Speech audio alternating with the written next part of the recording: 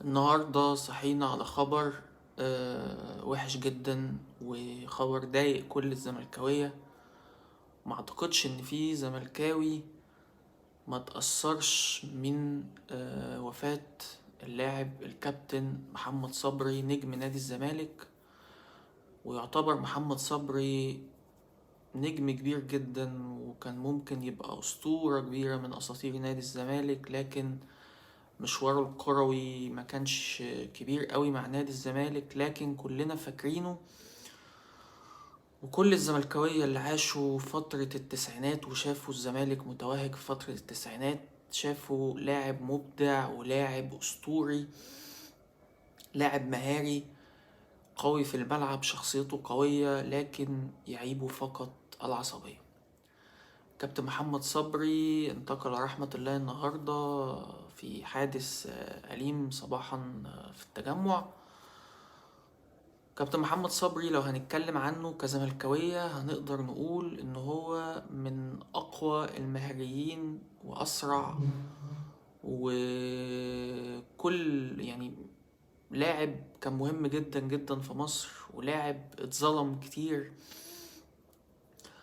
ولاعب هو ذات نفسه الله يرحمه كان بيعترف ان هو وبيقول ان هو صغير كان عصبي جدا وهو لاعب، لكن لما بقى مدرب بقى عكس الكلام ده تماما، وان هو بقى اهدى بكتير لانه هو ما كانش حابب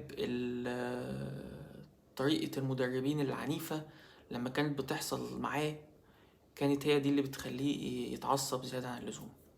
كابتن محمد صبري كان طالع مع جيل قوي جدا جدا، مع خالد الغندور وحازم إمام وطارق السعيد وطارق السيد وبشير التبعي وعبد الواحد السيد وكابتن نادر السيد. كان جيل قوي جدا جدا، ولحق كمان كابتن اسماعيل يوسف، ولحق كابتن اشرف قاسم.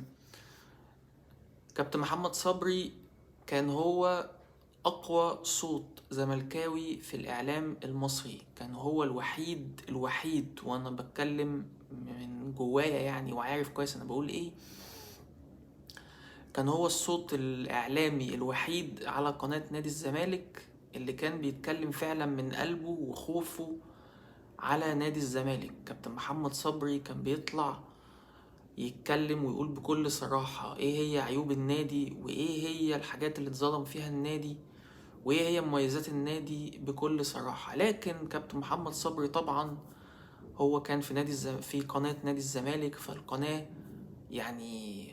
عمرها ما حد هيشوفها اذا كان الزملكاويه نفسهم ما بيشوفوهاش.